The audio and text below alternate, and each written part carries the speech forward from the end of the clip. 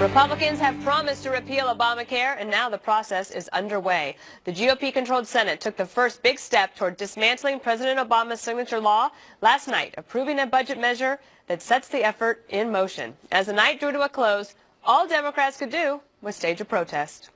This is not debate is not allowed as usual. You are stealing health care from Americans. The Senate will be in order. For all those with pre-existing conditions, I stand on prosthetic legs to vote no. This is cruel and inhuman. The Senate will be in order. Debate is not allowed during a vote. Health care should not just be for the healthy and well. The Senate will be in order. Debate is not allowed during a vote. The House votes tomorrow. Here's Speaker Paul Ryan on how GOP leadership plans to proceed. I'd spoken with President-elect Trump probably 2 times in the last 3 days on this. Mike Pence was in my office yesterday to discuss this. So we are in complete sync, and we agree. We want to make sure that we move these things concurrently at the same time, repeal and replace. We need to show that there's a better way forward. We need to show that even though this law is collapsing, we can bridge ourselves to a much, much better system.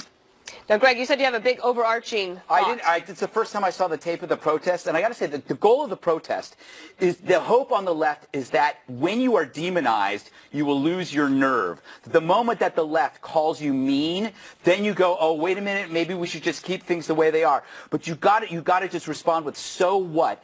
Do not feel guilty about burning this crap to the ground, destroying this entire thing, because you have one thing to remember. It was a 2,700-page bill.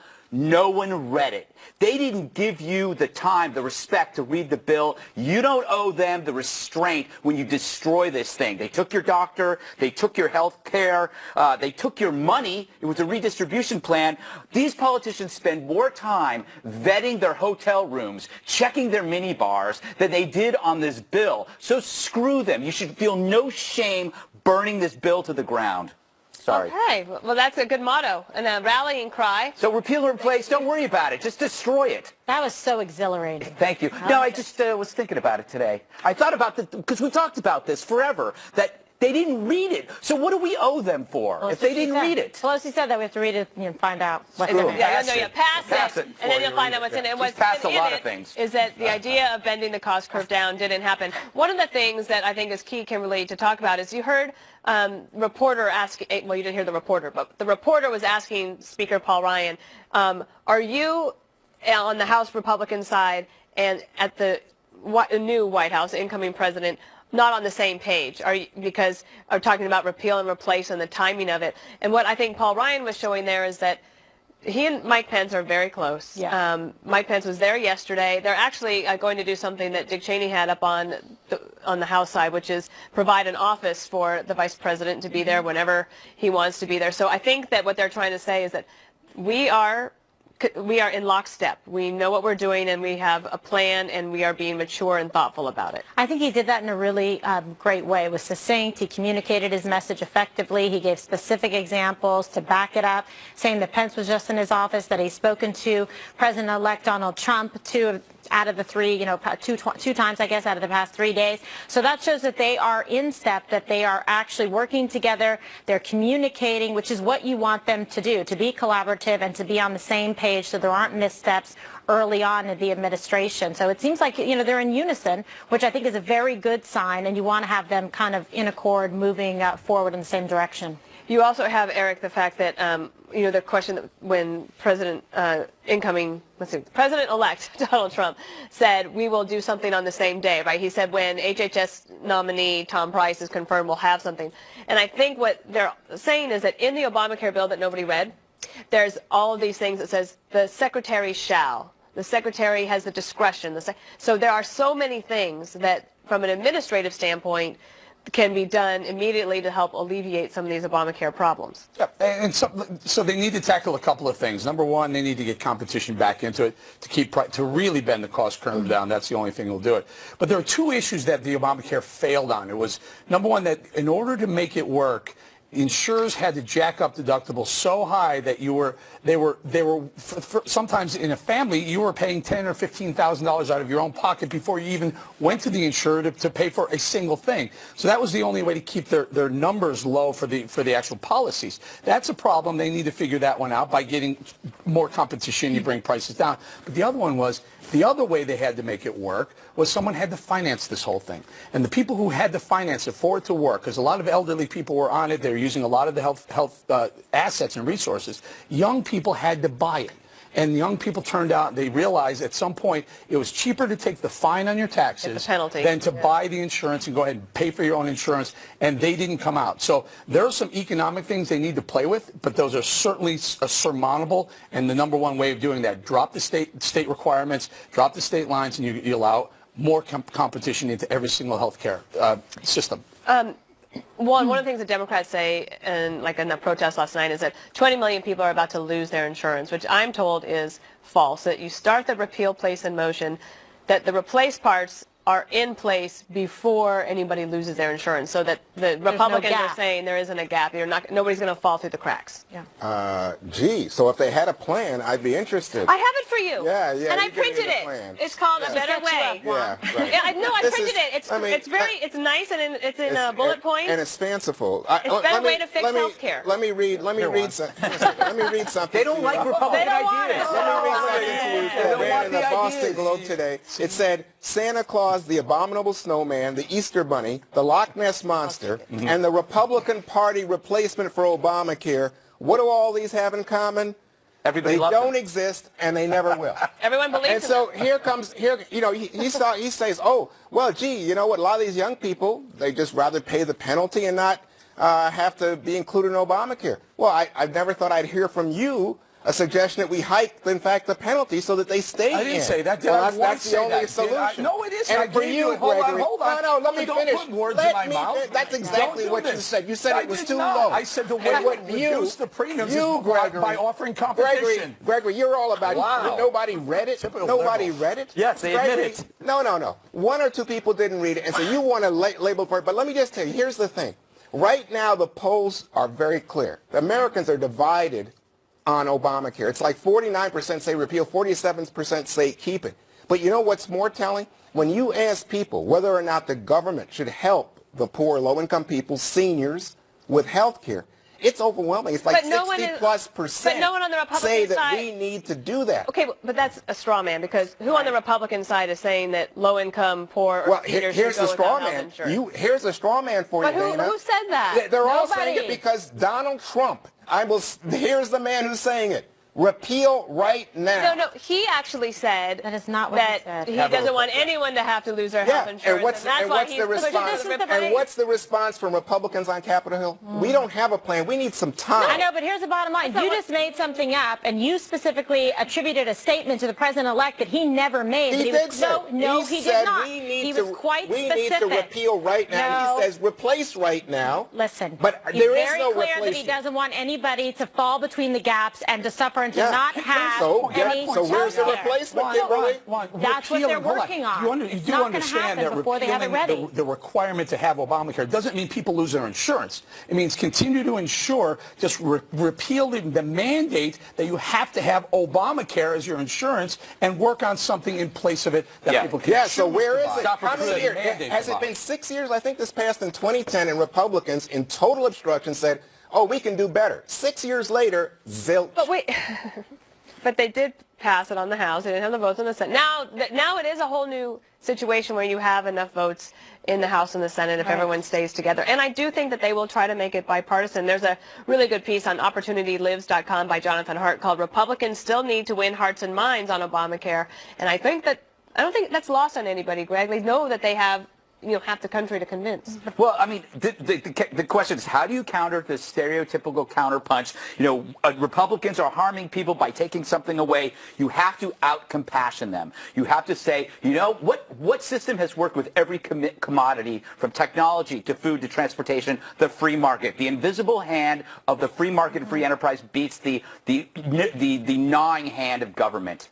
Yeah, that's the status quo, But isn't it? here's The status quo. Obviously, we had the free market before. No, and we didn't do the But deal. Juan, if you No, simply we didn't. repeal That's the why mandate the cost went up so high. The problem, the reason why it's so expensive you have in different states because they have no competition. They'll have one or maybe two people providing it, and there's 67% increases, and people are like, I can't pay for this. And then we want to penalize other people and make people buy it. This is the whole way that this is set up. It's not sustainable. No, they I'm won't saying- have the ability to be able to continue to pay for this. Right, and what I'm saying to you is previously, before Obamacare, we had a competitive marketplace that Eric talks about, right? And what did it do? It left so many people without insurance, Kimberly. Okay. Okay, and last word to Eric. I'm just saying there's a very easy solution to it. You repeal the mandate portion of Obamacare, even leave Obamacare as an option, and then go replace with something better. Yeah. Some competition, a cheaper alternative, and Obamacare just Like goes on the wayside. where younger people on its could own. buy catastrophic insurance and not have deductibles that are impossible for them to be able to use. You know, Fortune says this is going to cost 3 million jobs. It's going to create chaos in the health insurance market, and you guys are sitting here cheering. I just think we're not cheering because it's going to happen gradually. Nobody's going to be left out in the cold or without medical care or proper treatment. That's the whole point of it. And by the way, it shouldn't be that hard to sell it because everybody wants better. Yeah, I'm all for And that. in fact, it's this document I was going to give one that I printed for him. It's called A Better Way. You can find it at the speaker's everybody wants website. better. Paul Ryan. There's always recommended reading with Dana. Well, that's why people stay and watch the show. Lisa Simpson. All right, ahead, confirmation hearings today on the Hill for 3 more of President-elect Trump's nominees, General James Mattis, Dr. Ben Carson, and Congressman Mike Pompeo.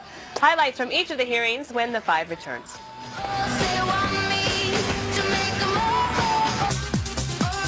I saw you smile, Greg. Oh. More confirmation hearings today on the Hill for President-elect Trump's nominees.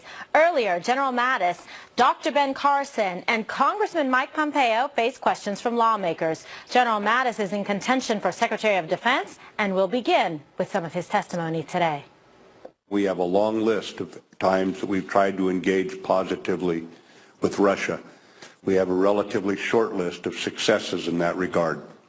And I think right now the most important thing is that we recognize the reality of what we deal with Mr. Putin.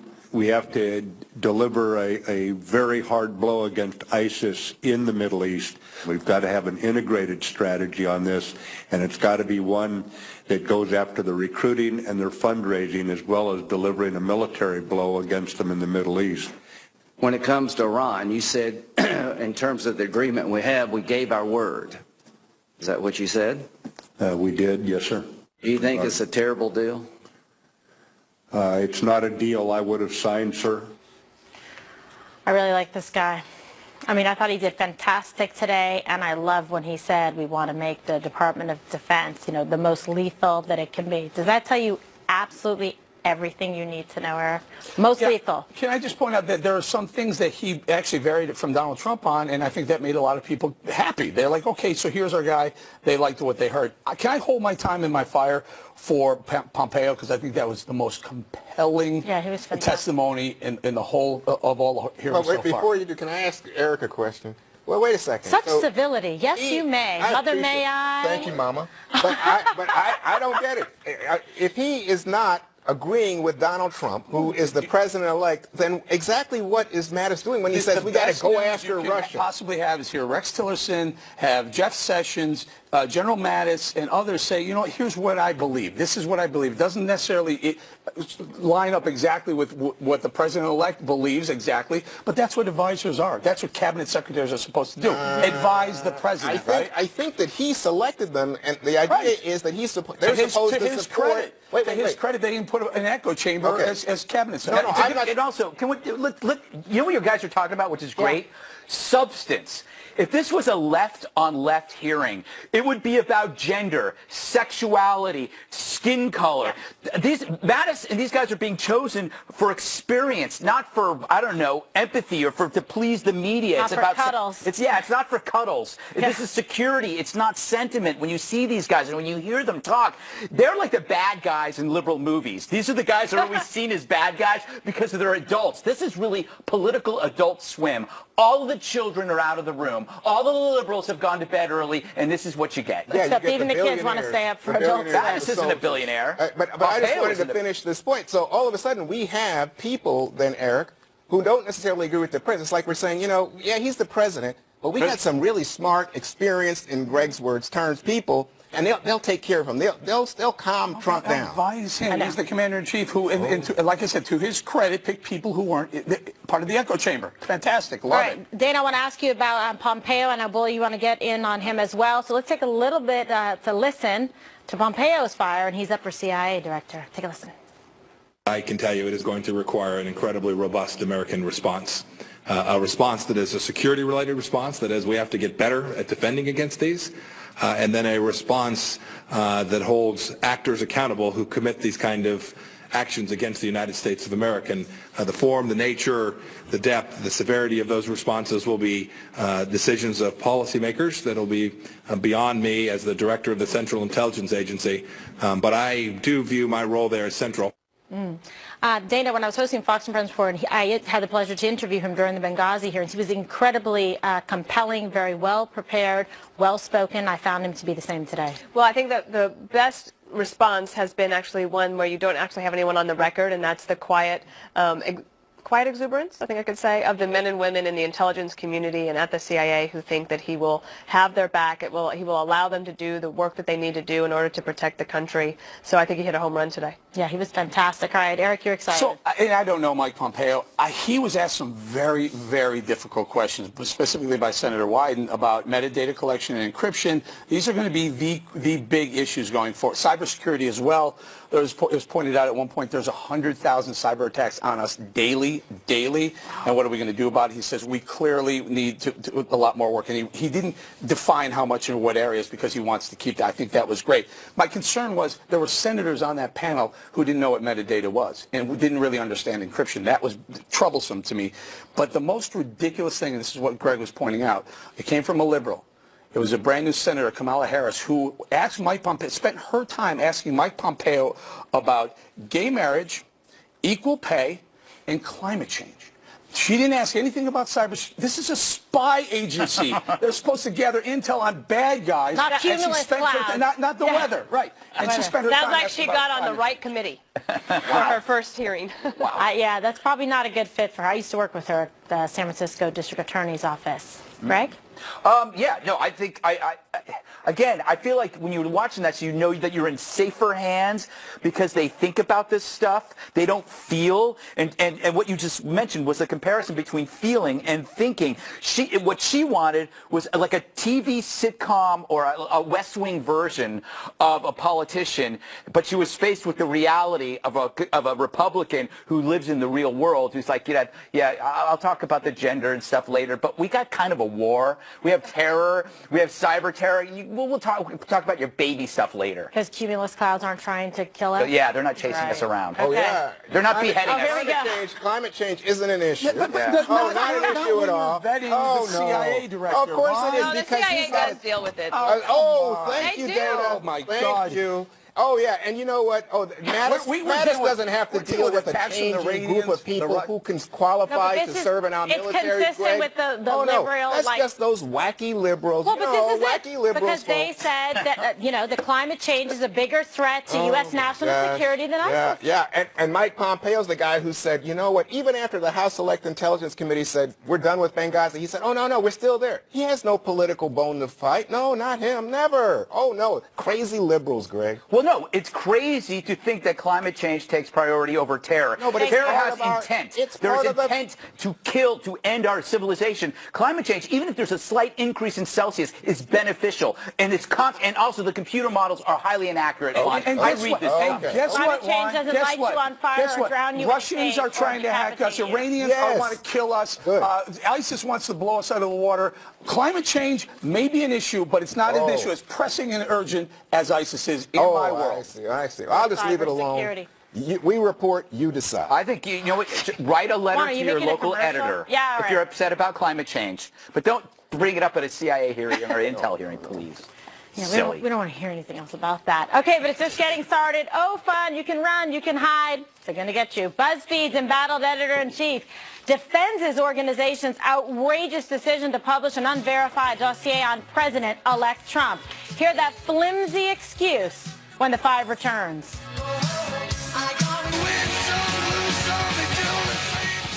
BuzzFeed honcho Ben Smith defends publishing the opposition research on Donald Trump, saying it's all about transparency. There was an era when you would be the gatekeeper for information. You would say to your audience, trust us. We're keeping things from you. We have lots of secrets we're not telling you, but you should trust us. I think you could say that was a good era. You could say that was a bad era. That is not the present day. I think people love to throw the term fake news around to diminish anything they don't like. But I think this was a real story about a real document that was really being passed around between the very top officials of this country. And then the question you say is, okay, it's okay for you, to Chuck Todd, to see this document. It's okay for me to see it. Okay for John McCain. Okay for the CIA. Why is it not okay for your audience? That's not the real Capitol. Anyway, his defense is, since reporters and politicians can see this document, why can't you? And exercising restraint would be dishonest, even if what you're withholding happens to be false. Ugh. Translation, someone told me a lie about you, but I'm going to spread it anyway, because if I don't, I'd be dishonest. It's BS. You know it has nothing to do with transparency. It's about clicks, getting eyeballs, selling ads. And also, it's because of Trump. Seriously, could you imagine anyone running that stuff about President Obama? Hell no. If anyone in the media pulled that crap, their career would be over, or at least forced to work at BuzzFeed. Now, Trump has pushed innuendo too, the JFK cruise rumor, the birtherisms, the Muslims cheering 9/11. And remember how helpful the National Enquirer was to him pre-election. So maybe he's learned something from this. Fact is, we all have a duty to place information in context and fact. I expect that from the press and the president. But by running this Russian stuff, BuzzFeed enhances the chaos sown already by so much disinformation. These days, thanks to a relentless overload from all sides, facts get lost in fiction, and no one provides backup to their feverish fantasies. Instead, weak minds demand that you prove them wrong. Meanwhile, Putin wins again without even trying.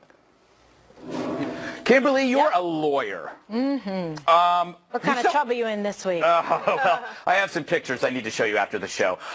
That'll get you in more trouble. Yeah, I was drugged. You've texted and that wasn't my dog. You've texted him before. You and your shorty road. Gawker was sued out of business over the Hulk Hogan thing. Right. Is it possible that what BuzzFeed did is equal? I mean, are they in trouble for this? I would be very worried, because the bottom line is that if they went ahead and willingly published information that they knew and intentionally was false, they're in trouble, because you can't get anything more damaging than the allegations in there that were proved now to be false. And the fact of the matter is they went ahead and did it anyway. Why? To try and generate business for themselves in a deliberate, concerted effort to undermine the impending presidency of Donald Trump. That's what it is. They've been trying to delegitimize it. They've been trying to create problems from day one, and this was the last attempt, but he did a masterful job of tossing and turning the tables back around on his tormentors and people that tried to take him out. And the problem with this is that there's some suggestion, Catherine Herridge reported, of collusion going even directly into the White House. So this is a big problem. Eric, could you imagine anybody running this if it was President Obama? So can I just take it one step further? Ben Smith, the editor-in-chief, memo to his employees, basically said, this is fake news. We can't. These allegations aren't provable, but we're going to run it anyway. I think that's the legal hook that they may have. Like a confession. Proud Peacock, you must be proud of the $400 million you've dropped into that company in the last 2 years. They put the P in Peacock. Put the P in Peacock. That's very cute. My guess is they're going to pull that. Maybe they can go to Soros and say, hey, we'll call it Soros feed and get some more money. But I think they were struggling financially. I think that's going to be the death knell for them. Mm-hmm. Dana, what do you think? Would they? I'm going to keep asking. They never would have done this. No, well, to Obama or Hillary, would they? No, they wouldn't have. But also remember, many reporters had this for many months, and they didn't do it either. So I do think that we're painting with a broad brush the media, and it's unfair. It was BuzzFeed was the exception here. Yeah. But if a document like this had been within the WikiLeaks stuff, like if Podesta had been emailing that around and that was released, I mean, then what would we be saying? That's a good point. So my problem. Put that in my journal, Gene. Good point journal. Good point journal for Dana Perino. It's up to volume 2 now. My point. And this is the bad point journal by Juan Williams. Yeah, here's the bad point on this. There's a real reason that BuzzFeed ran that. And the real reason is that the intelligence agencies, in fact, did include it in the briefing for the President Obama and the President-elect. But it wasn't intel research, it was opposition research. What they did was they gave it sufficient credibility from this former British spy to put it in this document and say, gentlemen, this is such explosive material, we think you have to know something about it. So I was really proud of you, Gregory, because you mentioned that Trump is the man with birtherism and saying that Ted Cruz's dad was in... Yeah, all right. So if that's the case, this is of a whole different cloth. And so it's easy to dump on BuzzFeed and say, oh, yeah. And then, of course, we've seen dumping on CNN, but other people have had to come back and say, wait, there's some legitimacy. This is really out there. This really exists. But if you know, for example, if you know that Michael Cohen is not that Michael Cohen, that calls into question everything. Like anybody could say there's 100,000 Michael Cohens on the globe. Because they want to believe it so badly. They knew that was false. I know, and he's never even been to Prague or Russia. For the Washington Post, right? You've worked for Fox and other establishments that would never print that. And that's what Donald said earlier. No. But remember, everybody... It's indefensible. It was wrong, but everybody then said, liar, BuzzFeed on fire. Gave it credibility, they pushed it. Juan, you're getting a hard We're getting the executive producer yelling right now. Was that Porter? Barry? Porter? Yeah, he must have left the bar. I'm kidding. I'm kidding. Porter doesn't drink. Stay right there. The Fastest Seven's up next. Vision 3 political stories. Today, 7 purposeful minutes, 1 provoking host. First up, so this happened in an attempt to play a game of one-upsmanship. Lindsey Graham called for tougher sanctions against the Russians. Well, that didn't sit well with the president-elect, who has made it clear he will handle the Russians when he takes the Oval Office. Lindsey Graham. I've been competing with him for a long time, and he's going to crack that 1% barrier one day. I didn't realize Lindsey Graham's still at it. It's all right. I think Lindsey Graham's a nice guy, actually. I've heard that he's a nice guy, and I've been hearing it. Well, I think I'm a nice guy, too. I know I got 1%. Donald, you beat me like a drum. You're the president. I'm a senator. I want to help you. Let it go. Let's move on, and we're going to make America great again. All right, we got kids. What do you think of this? It's good. It's fine. I mean, but you know what you saw there? You saw the president-elect take a moment and say, I hear he's a nice guy, so he's kind of made a little mention with a little bit of the tone from the campaign and then turns it into a positive, and then you saw Lindsey respond. So that's getting along. Dana, and again, it was over Lindsey and I think John McCain, a couple others suggesting that the Senate ups the Russian sanctions even now, even before Donald Trump takes over. Well, okay, there are 3 branches of government. And everyone. Wait a second. I read it in my Greek journal. And there's always a little tussle between the executive branch and the legislative branch. I'm sure you want to now. Despite the Constitution we used to wave around. Badly. Where is that?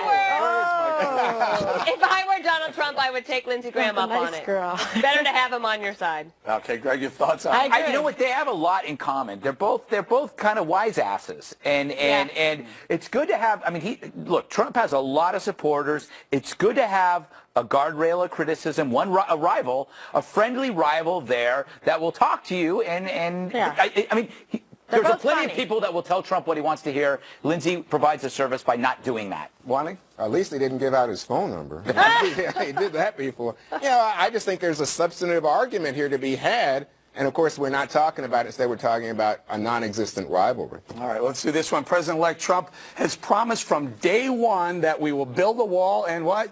Mexico lo pagará. That means they'll pay for it. Mexican President Peña Nieto begs to differ. Es evidente que tenemos algunas diferencias con el próximo gobierno de Estados Unidos, como el tema de un muro que México, por supuesto, no pagará. Oh, pagará. Personally, I'm a big fan of Peña Nieto, and I also spend a lot of time in Mexico. But I think this wall will be paid for in pesos, not dollars. Greg? I think Americans should build it, and they should pay for it, because they should want to be part of history. It's like, wouldn't you like to tell your grandkids, see that a segment in Juarez? I did that. Or you could turn it into like an exercise vacation. You know, when people go on fitness cruises, it's called the Build a Wall cruise. You go down there, and look, a lot of people go on these weird little cruises. I think this would be fun for the family. There better be. The wall will be very crooked, but you would be so scary on a cruise, all neurotic and infectious. I hate cruises. GI issues. They're the worst thing. I'm not a big fan. You would be like the epicenter, patient zero of like a norovirus. I could see it now. So do you guys think Mexico will come around and pay us back for the wall? I don't think that Peña Nieto is going to change his mind, no. Juan? I think the last time I heard it, the Mexicans were saying it would be a monument to racism. That's the way they feel. Yeah. It could be a monument, a great monument, but not a monument to racism. It could be a great wall. A wallument. Yeah. We are separate countries. Yes. Anyway, finally this. Watch. Favorite band U2 delaying their new album release. They say they need some breathing space to reassess after the Trump win. I'm in negotiations with Bono. And that was she talked to Rolling Stone magazine, by the way. Right. I'm not sure why they did that, but anyway. So what can I tell you? I mean, look, they're great guys. They do a lot of wonderful work in the world. So. Well, two things. They got to come around. Two things. I wish it were Red Hot Chili Peppers. Band that sucks, but you know what I mean? This is an excuse. It's like we decided not to work because of Trump. I think it might be something else. That maybe they didn't like the songs, or maybe the sound of the album. So they're saying they're taking time off to work on the record. Don't blame Trump. Or the lyrics. Maybe there's some lyrics in there that were basically geared towards a Clinton president. And by the way, one meeting up at Trump Tower with him, they'd be singing a different tune. Ooh, nicely done. You too? You too? No, I really don't have anything on this because I do think it's weird. I didn't understand. They don't really give a reason, and I think it's probably because maybe they didn't like the album. Yeah, it's not good enough. This video looked great, though. Yeah, it did. But no, they said, Dana, that the songs and the words would resonate differently in a world that's driven by Brexit and the election of Donald Trump. So maybe they're going to change it. They're retuning. I don't necessarily take it as a negative. negative. Lazy about it. I don't take it as a negative. I bet they didn't like it. No. Oh. It's like, I'm not going to work because Trump won. Maybe it's because they still they still haven't found what they're looking for. Or it's the darn book deal you signed when just in case Hillary was elected president. Rewrite the book. Ahead, Democrats have accused FBI Director Jim Comey of costing Hillary Clinton the election. Now the Justice Department's watchdog is investigating. We have details next. About me. After Hillary Clinton lost the election 7 days before the vote, Clinton ended up being cleared. Now, the Justice Department's Inspector General is investigating whether Comey followed appropriate policy and procedures. He's also looking into actions taken by Justice Department officials as well. So what do you make of this, KG? Is it possible here that Comey meets his end? Well, meets his end. I don't know if I like that term. It's impossible, by the way. I've tried. Okay, that was weird. Look, I think that it's not a good situation that he finds himself in, but, I mean, ultimately, I think he's going to be able to manage to escape. Is it complicated, Eric, by the fact that he didn't disclose anything about this dossier of unsubstantiated information about Trump, but he did disclose unsubstantiated information about Clinton? Well, that's outcome specific. Here's the altitude takeaway of what's going on. The Intel Department is in the news and is making the news almost every day right now. Aside from the stuff from yesterday with the dossier, this morning Clapper comes on and talks about how they had it and the explanation behind why they brought it to that briefing meeting. Today we have the DOJ the Inspector General investigating the FBI. These are the spy agencies. We want them undercover. We want what their actions are. We want it secret. I think we do want that. Don't you want them to be I don't want them on the news every day. I don't want to hear about when they get it. Well, that's internal investigation but going on. Of Comey got involved in an election. That's why this is. Well, okay. You want to add something to it then? Maybe they can investigate why the Assistant Attorney General Peter Kadzik gave a heads-up email to John Podesta that there was an impending hearing coming, and Hillary Clinton's emails may come up. I mean, maybe that's part of it. Too. Maybe that's the target. In fact, that is part of it. All right, but maybe that's a target rather than Comey. So, Dana, when you look at this, do you think to yourself, there's big trouble ahead, or do you think eventually, like 2 years from now, we'll hear about this and it was just pushed under the carpet? I worked at DOJ for a while, and I don't think this is that big a deal. It sounds explosive, but I do think that they felt like they were pushed into it. Because when I read this, it says the chairman and ranking members of Congressional Oversight Committee. So that means that you had both Republicans and Democrats asking for this, along with, as he says, various organizations, and the Office of Inspector General said, okay, fine, we'll take a look at it. I don't think they wanted to, but they sort of felt compelled to. So what do you think about it, Greg? What derailed her election, I would say that Comey was just one item in that grocery bag of things in the express lane of loss. There was the candidate herself, the dissent among the American public, her arrogance, Bernie Sanders, her arrogance, her voice, her arrogance, her being aloof, her laziness. She didn't even campaign because she thought she had it won. It wasn't the emails. Yeah, one more. You did 9 in the express lane. Anthony Weiner. Oh, I see. And Trump. And her arrogance? Russians. I was going to say, how about the thank you, Eric. There's so many things that contributed to her loss. Yeah. I mean, and if Comey wasn't there, something else would have fallen in place. Oh, yeah. Is that an excuse for Comey? I don't think so. Oh, anyway, one more thing up next.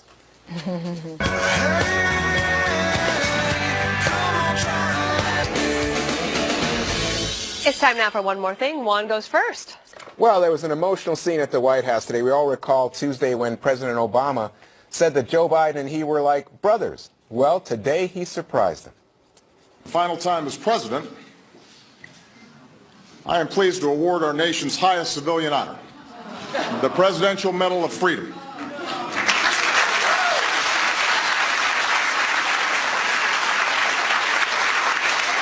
And Joe Biden, when you saw him turn around there, Joe Biden got emotional. Watch this. I don't deserve this, but I know it came from the president's heart. Yeah, Mr. Vice President, let me say for all of us here at the 5, you deserved it, buddy. And it's very unusual for a vice president after 8 years to go out with this much popularity and groundswell of support.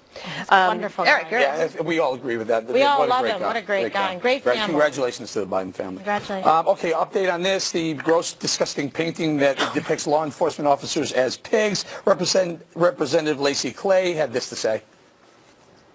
On December 30th, Mr. Eric Bolling, a Fox News Channel commentator, began a campaign to have the students' winning artwork removed. But I will fight to defend this young man's right to express himself because his artwork is true for him and he is entitled to that protection under the law. And Paul Ryan today said that House rules cite saying artwork should not be sensationalistic or gruesome, and he wants to get it down. I'll tell you what, Congressman Ryan, if you do get it down, I'll buy that painting from the kid, from the artist. I'm not sure what I'll do with it, but I'll buy it from him. All right, Kimberly. Watch you. Somehow I think they're not going to let you have it. All right. Art. I'll do something with art. Okay, fantastic. Let's talk about sugar, shall we? So last night on O'Reilly, he gave us his tip of the day talking about sugar, and I've had conversations with him about this, how bad sugar can be in your life, and so now there is a book by my friend Dave Zinzenko called Zero Sugar Diet, the 14-day plan to flatten your belly and crush your cravings and help keep you lean for life. Everybody wants a lean, tight stomach. That's for sure. So this is a really great book, and I think it's so important. I try to do this with my son, too, that you don't have too much sugar in your life. This is something I think is going to work very well for people, and they did 700 test panelists. They were losing up to £1 pound a day on the Zero Sugar Diet plan. I have it on my Facebook and on my Twitter, so I suggest you check it out. Why do you hate dentists? I don't. This is an attack on dentistry. I don't hate. People stop eating sugar, there will be no dentist. I dated a dentist. Oh. I have very good teeth. Dentists really like me, in fact. Look. I was trying to get to the point where you admitted dating a dentist. Is that what it was? You get to go next then. Yay! Greg's disgusting news. All right, if you have any children in the room, I would advise you have them leave now because this is so disgusting. It'll make them sick, deeply offensive. This happened at the Portland Zoo. It was the first snow of the year in Portland. and that's a polar bear, Dana, in case you didn't notice. And this happens to be a seal, not the Navy kind, Kimberly. So hands off. Aw, shucks. Yes. But why is this disgusting? What's this? Is that an It's just, it makes me sick that these animals are having so much fun in the snow. Oh, but I thought there was climate change. Yes. See, there you go. Well done. Way to bring it around. That's a callback. That's what I do. All right. Mine is from Time Magazine, and I encourage everyone to check this feature out. They asked 12 White House photographers to reflect on their favorite pictures with the president, and they have a nice little write-up. This is Ronald Reagan just cracking up with several people, but Walter Cronkite is there. You see George H.W. Bush as well. And then that was Diana Walker's favorite picture. All the presidents, well, they asked 12, so they have 12 pictures. This was George H.W. Bush and Barbara Bush with all of the grandkids, and that was taken by David Valdez. Then you had George W. Bush. Eric Draper, the photographer for the White House for 8 years for George W. Bush, took this one and said that was his favorite one because it captured the president. And this is actually one of my favorites as well. This is Pete Souza of the White House, where the little boy asked if he could feel his hair. He's always bowing. I knew we wanted to do the bowing joke. There we go. We couldn't resist it. We couldn't resist it. There we go, bow. Why would you ever miss an episode of this show? Record it every day. That's it for us. Special report.